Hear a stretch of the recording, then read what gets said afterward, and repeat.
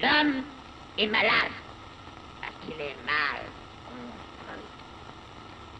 Il faut se décider à le mettre à nu pour lui gâter cet animal pur qui ne se mange pas.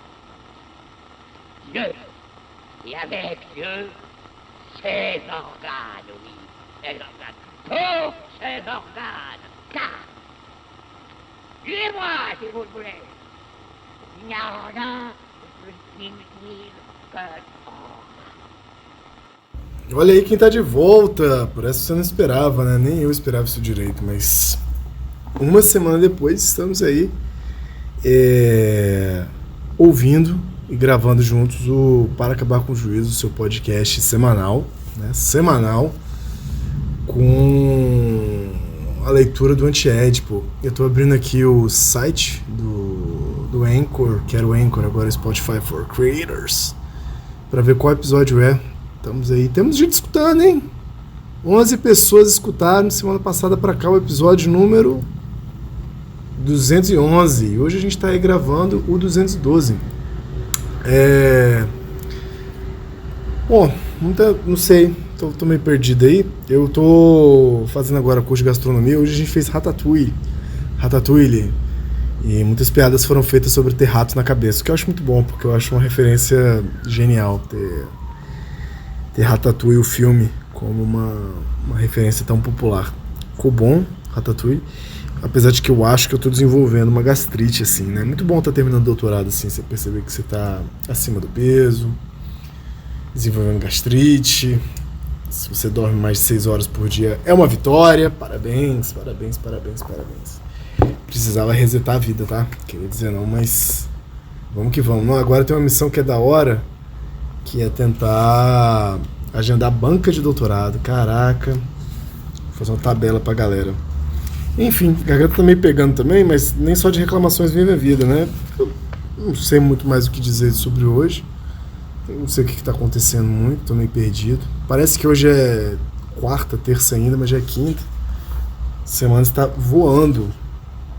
Aí eu já tive aula, fiz o Ratatouille, fiz nhoque com a galera lá, só alegria.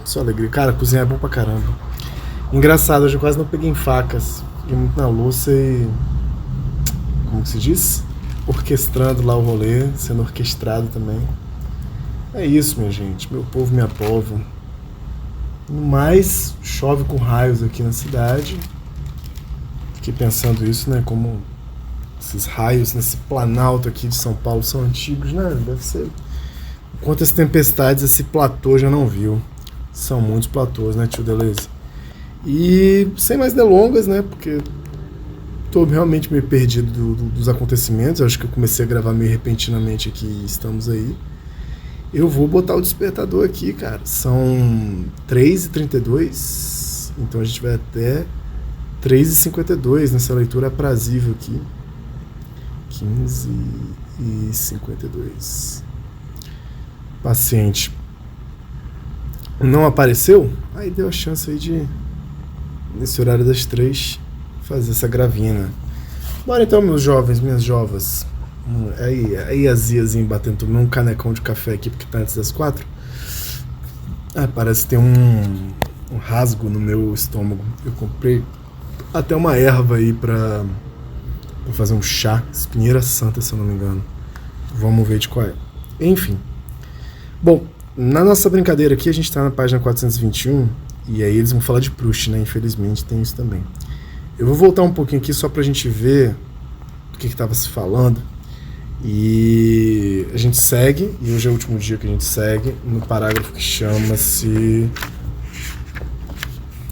4.3.9, desterritorialização e reterritorialização, sua relação e os sonhos, índices maquímicos, né? Então, foram 8 páginas desse parágrafo que talvez em tempo extensivo foi o que mais se demorou a ler, né?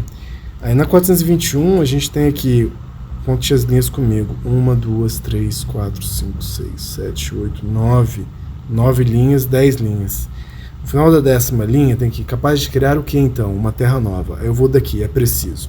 Então eu vou lá. É preciso em cada caso voltar a passar pelas velhas terras, estudar sua natureza, sua densidade, pesquisar como se agrupam em cada um os índices maquínicos que permitem ultrapassá-lo. É todo o trabalho da estratoanálise, né, que depois eles vão trabalhar no Neoplatus. Terras familiares edipianas da neurose, terras artificiais da perversão, terras asilares da psicose, que é onde há interrupção no processo, nesse paralelismo com a psiquiatria, né, e com a nosografia psicanalítica de neurose, perversão e psicose, como a cada vez reconquistar nelas o processo, retomar constantemente a viagem. E aí segue. Aí vem Proust. Em Busca do Tempo Perdido, aparece-nos como um grande empreendimento de esquizoanálise, né? Então todo o livro... Cara, Em Busca do Tempo Perdido é o livro, La Recherche du Temps Perdu é o livro, ou os livros? Tempo Perdido, Proust. Eu nunca li, se você já leu, pô, parabéns pra você. É o volume 1, né? Não. O nome todo do negócio é Em Busca do Tempo Perdido. É o volume 1, é No Caminho de Swan.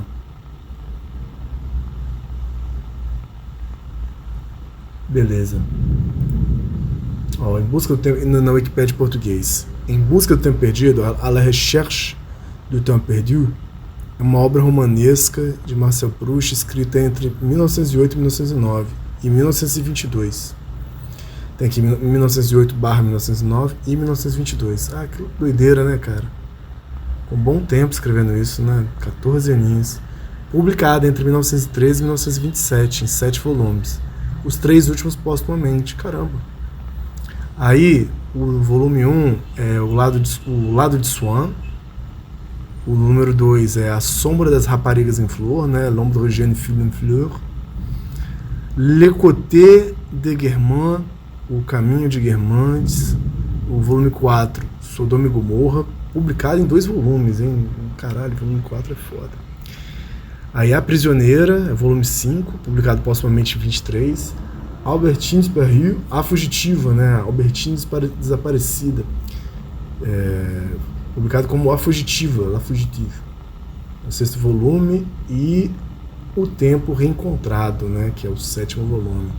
Fica aí, né, galera? No total, é muita página, né? Muita página. Então, O Tempo Perdido é todos os 7 volumes. Isso que eles querem que vocês leiam, porque eles estão falando, é uma esquizoanálise. Aí, pô, que legal, né? Quantas páginas tem O Tempo Perdido de Proust? Aproximadamente 2.400 a 3.000 páginas. Então, tome. Tava discutindo esses dias com minha amiga Carol o que é um livrão, o que é um livro grande, né? Esse é um livrão. Em Busca do Tempo Perdido aparece-nos como um grande empreendimento de esquizoanálise. Todos os planos são atravessados até sua linha de fuga molecular, abertura esquizofrênica. Como no beijo em que o rosto de Albertine passa de um plano de consistência para outro, desfazendo-se finalmente numa nebulosa de moléculas. O leitor corre sempre o risco de ater-se em tal ou qual plano e dizer que aí, sim, é que Proust se explica. Mas o narrador aranha não para de desfazer teias e planos, de retomar a viagem, de espiar os signos e os índices que funcionam como máquinas e que o farão ir mais longe. Este movimento é o humor negro. E quanto às terras familiares e neuróticas de Édipo, aí onde se estabelecem as conexões globais e pessoais, não, o narrador não se instala nelas. Não permanece aí, mas atravessa-as, profana-as, perfura-as e até liquida sua avó com uma máquina de amarrar os sapatos. E quanto às terras perversas da homossexualidade, onde se estabelecem as disjunções exclusivas das mulheres com as mulheres, dos homens com os homens, também elas explodem em funções dos índices maquínicos que as minam.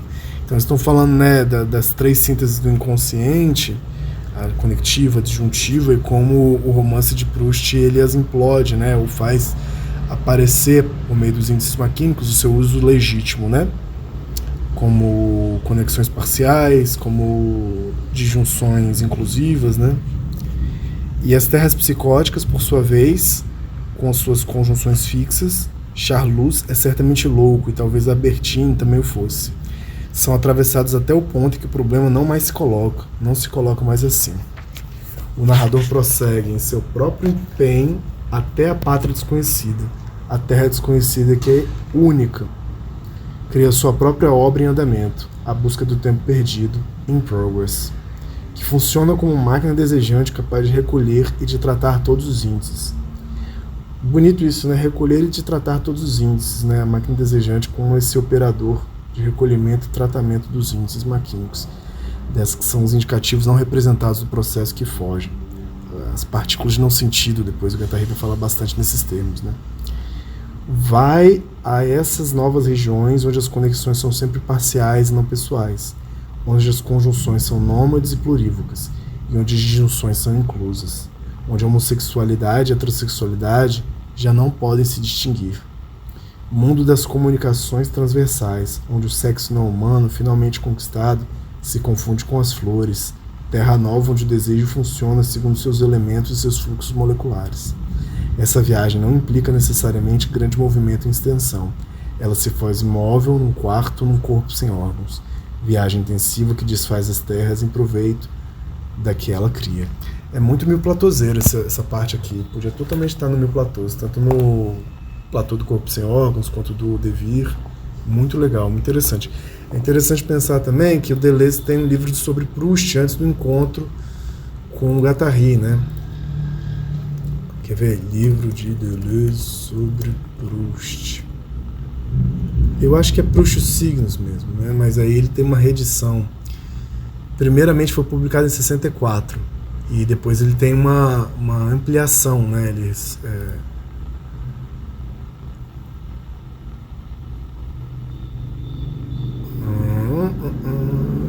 Depois ele reavalia em 70 e 73.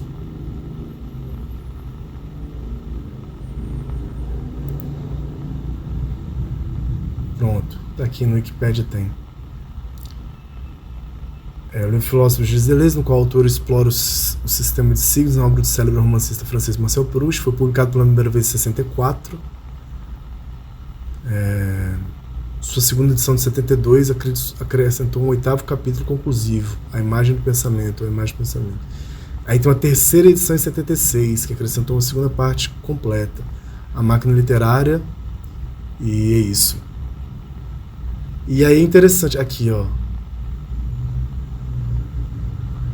não só tá colocando aqui que foi retomado por toda essa questão temática entre signos, eventos e amor, acontecimentos e amor, são retomados em outros trabalhos de Deleuze, principalmente sua colaboração com o Félix Guattari. Porque o Félix Guattari também tem um comentário sobre Proust, que foi publicado em O Inconsciente Maquínico, de 79. O nome desse comentário do Guattari, em algum lugar eu já vi que o Deleuze se inspirou no Guattari para fazer esse segundo complemento, talvez o terceiro complemento, né, do Proust os Signos. O nome do capítulo do Guattari... Cadê Inconsciente Maquínico? Tem uma tradução horrível em português isso aqui. Tô achando só em inglês essa porra. Cadê? Não tem em português não. Ah, tá aqui. Eu odeio tanto esse livro que eu não teria em português. Tem em inglês, não tem em português. E no Inconsciente Maquínico, que é de 79, que são os rascunhos que acabaram não indo para o Mil Platôs, né? Os ritornelos do tempo perdido. Aí tem o amor de Swann como colapso semiótico. 2, 9 agenciamentos para um ritornelo. 3, as territorialidades maquínicas. Eu nunca li essa parte do Inconsciente Maquínico, porque eu nunca li Proust, né? Eu fico boiando quando eles falam de Proust Em Busca do Tempo Perdido. Então fica a dica aí, quem é mais proustiano, quem curte, né? Enfim. Dessas interligações que eles vão fazendo. E esse... Rapidinho, desculpa. Me perdi aqui, mais uma coisa aqui que eu tava de curiosidade. Esse livro, ele fica entre quais? Tá. Ele fica... Proust os Signos, ele fica entre a filosofia crítica de Kant e Nietzsche, né? Um comentário breve que o Deleuze faz de Nietzsche, que ele pega vários trechos do Nietzsche a filosofia, né? Então tá no meio aqui, né? A filosofia crítica de Kant é de 63, Proust os Signos é de 64, puxa, a máquina de produzir, né? Aí o breve comentário de Nietzsche de 65, e aí em 66 ele lança o bergsonismo, mas formalmente está entre a filosofia crítica de Kant e o bergsonismo, né? porque ele tem Nietzsche e Filosofia em 62. Eu fiquei de cara, né? O primeiro que ele lança é Empirismo e Subjetividade, né? O trabalho dele sobre Hume. Cara, em 53, ele tinha 28 anos, né? Fico chocado com isso. Mas também, né, o Nietzsche e Filosofia, ele lança essa pedrada com... Aí um pouco mais velho, ele lança Nietzsche e Filosofia com 35, né? Porque ele deu um gap muito doido, né? Entre Empirismo e Subjetividade, que é de 53, e Nietzsche e Filosofia, que é de 62, ele sumiu, né? Ele mesmo fala que ele não sabe o que ele estava fazendo, assim. Aí depois vem Filosofia Crítica de Kant em 63, Nietzsche em 65, Bergsonismo em 66, apresentação a Sacher Masoch em 67, O Frio e o Cruel, né? Mas é mais foi uma resenha muito brava que ele fez, né? Foi um prefácio muito eterno que virou livro. Apenas Diferença e Repetição em 68, Spinoza, Problema de Expressão, né? 68 também. Como que ele lança essas duas porra, né? Junto. Foi a tese anexa, né? A Lógica do Sentido de 69 e por aí vai. O bicho escreve, hein? Caralho, esse Deleuze gostava, hein? O bicho gostava de escrever, né? Eu fico de cara. Aí depois tem uns gap doido aí, encontrou o Guattari, né? Fazer o quê? Então bora lá. Página 422, passamos de parágrafo 4.3.10. A politização, alienação social e alienação mental. Artifício e processo, velhas terras e terra nova. A paciente retomada do processo, ou ao contrário, sua interrupção, estão ambas tão estreitamente misturadas que só podem ser avaliadas uma em relação à outra. Como seria possível a viagem do esquizo independentemente de certos circuitos? Como poderia ela dispensar uma terra? Bonito, né? Como seria possível a viagem do esquizo independentemente de certos circuitos? Como poderia ela dispensar uma terra, né? Então, o próprio processo de viagem do esquizo tem as suas pausas e suas paradas, né? Certos circuitos, certas consistências, né? Porém, inversamente, como estar seguro de que esses circuitos não voltam a formar as terras demasiado conhecidas do asilo, do artifício ou da família, da psicose, da perversão e da neurose, à la nosografia psiquiátrica?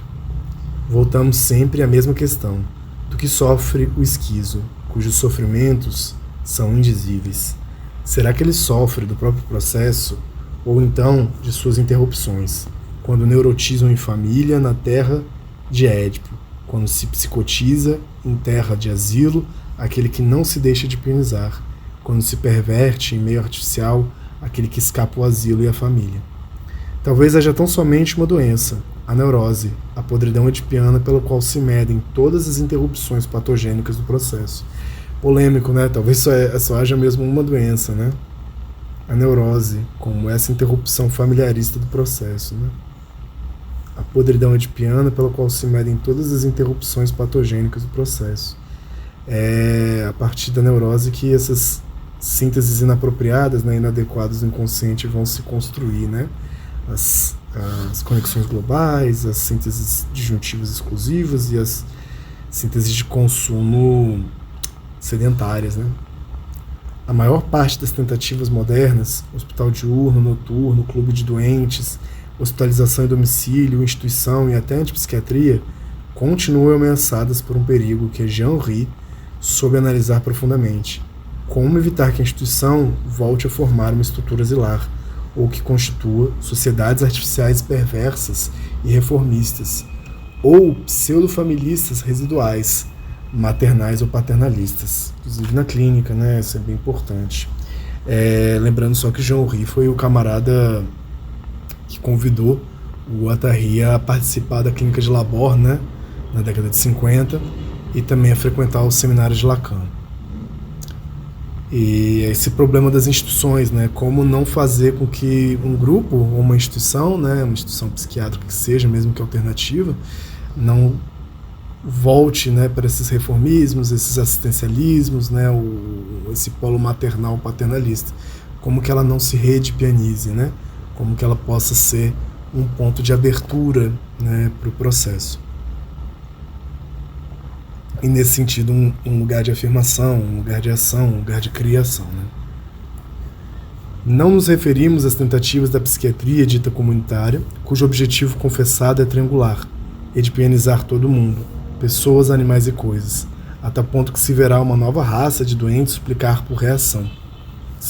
por reação que voltem a lhes dar um asilo, ou uma pequena terra beckettiana, uma lata de lixo para se catatonizarem no canto.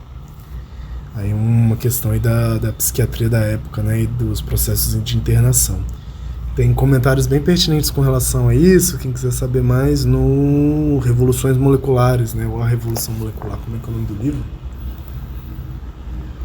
Esse tema estava muito quente pro Guattari, né, na década de 70, Revolução Molecular.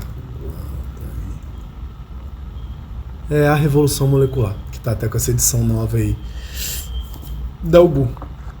Nossa, a azia tá pegando esse cafezinho, sacaneou comigo. Eu sacanei comigo, né, com o cafezinho. Porém, num gênero menos abertamente repressivo, quem diz que a família é um bom lugar, um bom circuito para o esquizo desterritorializado. De qualquer modo, seria espantoso ouvir falar nas potencialidades terapêuticas do meio familiar. 3 pontinhos. Deve ser um shade para alguém, né? Até porque tá entre aspas aqui, então... Tocou o despertador? Ah, não. É o anúncio do próximo patient aí. Patience. Patience takes us nowhere.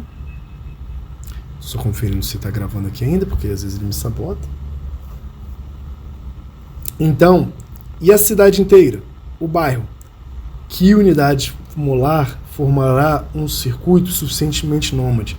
Que questões interessantes, né? Tem umas questões práticas de esquizoanálise, né? Que não deixa de ser uma filosofia prática. Porque, querendo ou não, a gente só tem unidades molares, né? Para lidar com certos processos moleculares. E depois ele vai recair bem interessantemente no trabalho de Guattari, no trabalho de ecosofia, né?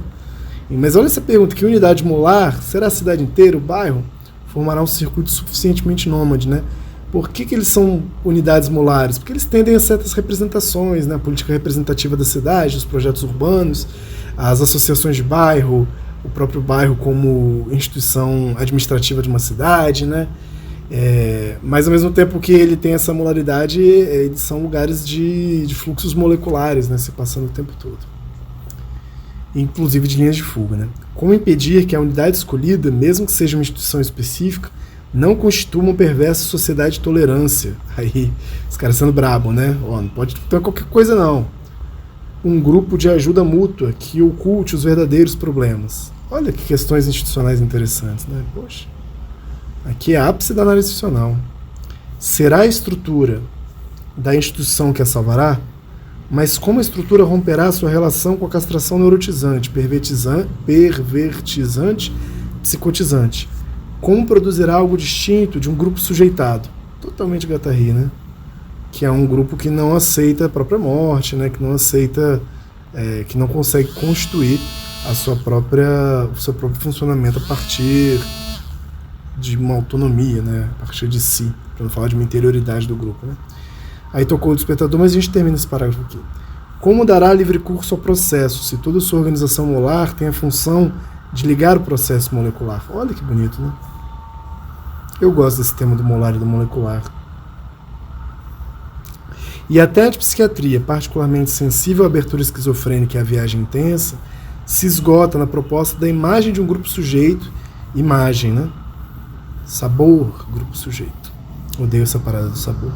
A se perverter logo em seguida, com antigos esquizos encarregados de guiar os mais recentes e encarregados, por revezamento, de pequenas capelas, ou melhor, de um convento ao modo do Ceilão. Nota do tradutor. A referência ao Ceilão, atual Sri Lanka, ou Sri Lanka, implica alusão aos inúmeros monastérios que caracterizam a paisagem dessa ilha. A expressão convento ao modo do Ceilão está impregnada de humor crítico aos grupos ou grupelhos que se fecham em capelinhas. Suas igrejinhas, né? Suas pequenas igrejas. Acho que é pra gente mais comum igrejinha, né? Formar uma panela e formar uma igrejinha. Então, beleza. 423. Hoje é dia 26/3/26. Quase terminamos esse parágrafo também? Não, ele é maior. Ele vai mais lá pra coisa da politização. Beleza, galera, muito bom. Conseguimos ler, minha garganta também tá se fudendo, eu acho que eu não tô bem. Então, hoje foi meio energia baixa, né? Começou com Proust, o que eu posso fazer? E semana que vem talvez tenha mais. Se você quiser ler isso aqui junto, venha cá. Se você quiser comentar no Spotify, no YouTube, vou ficar feliz, vou achar legal. Gosto de imaginar que há pessoas que escutam isso aqui. Mas é isso, vou tentar melhorar para semana que vem no sentido de garganta e de gastrite. Beijo no seu coração e a gente se vê na próxima. Até mais.